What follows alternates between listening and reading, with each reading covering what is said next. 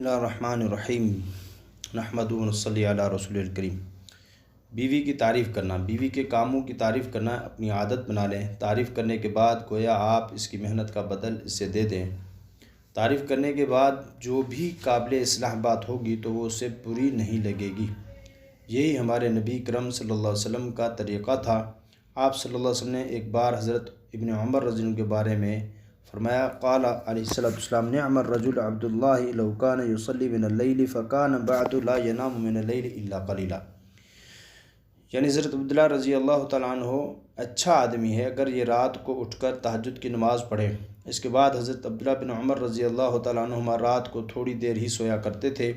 دیکھیں اس طریقہ اصلاح سے نتیجہ یہ نکلا کہ وہ ہمیشہ کے لیے تہجد کے عادی بن گئے۔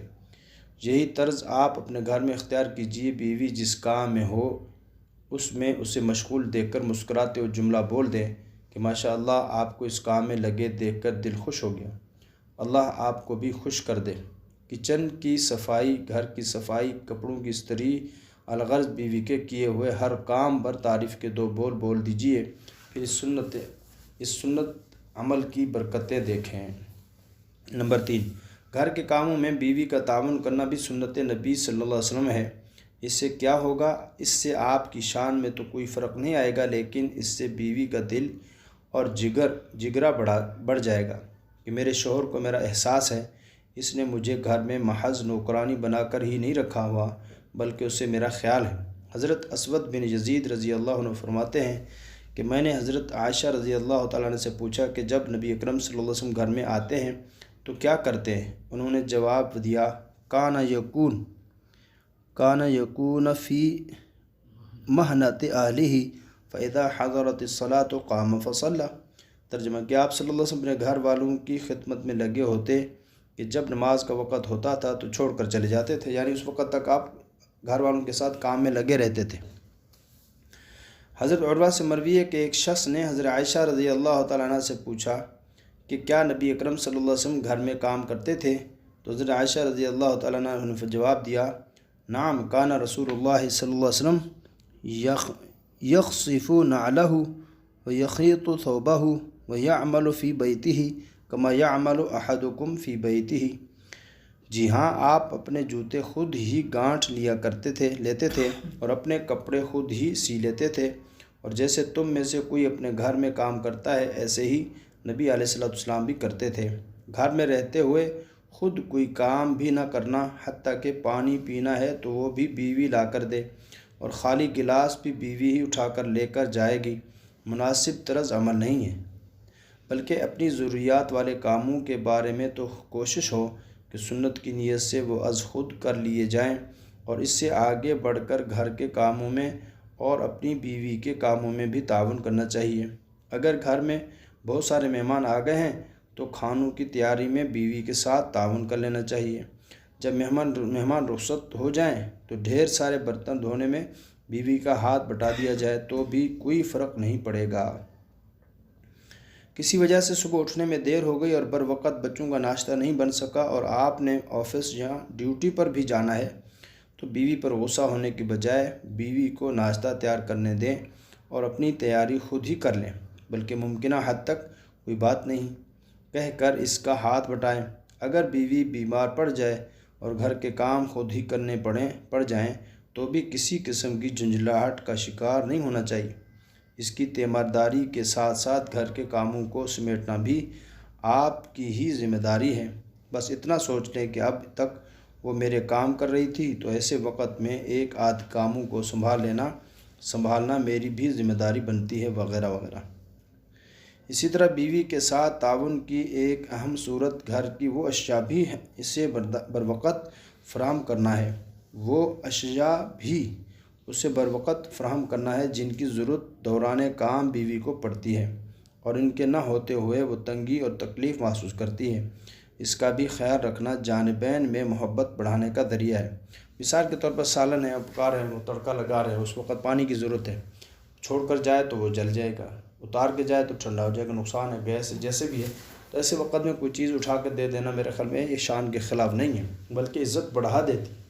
اللہ کے رسول صلی اللہ علیہ وسلم بکریوں کا دودھ بھی نکال لیا کرتے تھے اور دوسرے لوگوں کا بھی کام کر کے آتے تھے۔ اور آپ علیہ السلام نے فرمایا کہ اللہ نے قرآن پاک میں فرمایا کہ آپ لوگوں کے لیے حضور اکرم صلی اللہ علیہ وسلم کی ذات اقدس میں اسوہ حسنہ ہے. یعنی صرف اسوہ حسنہ کھانا نہیں ہے کہ کھانے کی سنت تو یاد آئی ہے، کھانا پکانے کی سنت ہم بھول گئے. وہ ہے نا کہ ایک بزرگ جا رہے تھے، ایک تو اس کے ساتھ ایک طفیلی بھی چل پڑا. میں بھی آپ کے ساتھ چلتا ہوں، سفر کرتا ہوں، کہا ٹھیک ہے آ جائیں.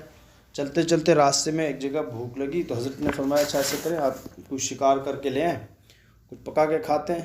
انہوں نے کہا جی مجھے تو بھوک شوک نہیں ہے، آپ نے اگر کھانا تو جا کر آپ شکار کریں، پکائیں کھائیں.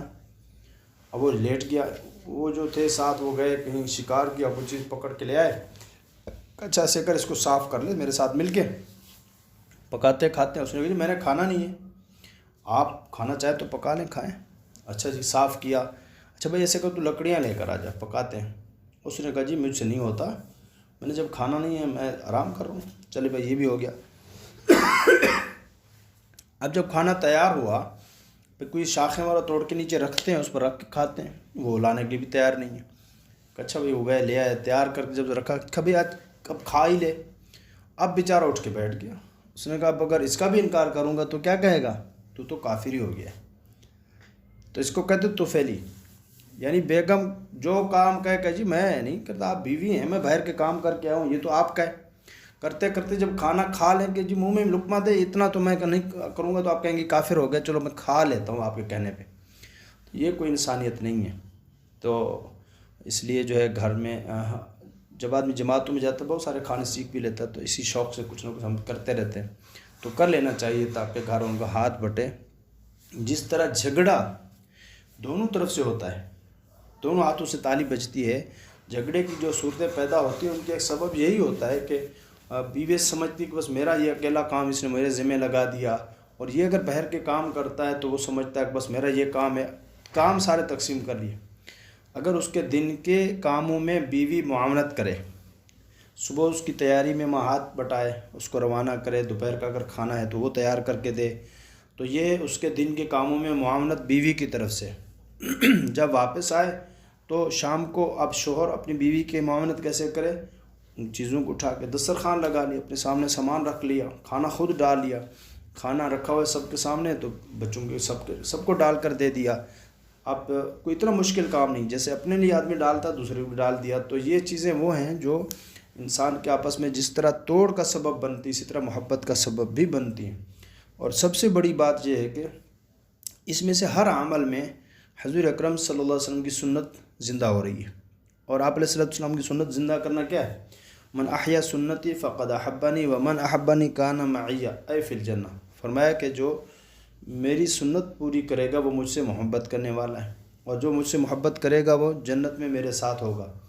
اور پھر فرمایا کہ من تمسک بسنتی عند فساد امتی، کہ جس نے فساد امت کے وقت، جو اس وقت حالات چل رہے ہیں، اس وقت کیا حالات چل رہے ہیں، موبائل کا، نیٹ کا، ان چیزوں کا ہے، اور فحاشی کا. اس وقت ہر آدمی کہیں نہ کسی گندے کام میں مشغول ہے. ایسے موقع پہ جب ایک آدمی حضور اکرم صلی اللہ علیہ وسلم کی سنت کو زندہ کرنے کے لیے کوشش کرے گا تو 100 شہیدوں کا اجر پائے گا، 100 شہیدوں کا جو اللہ کے راستے میں شہید ہوئے ہوں ان کا اجر پائے گا.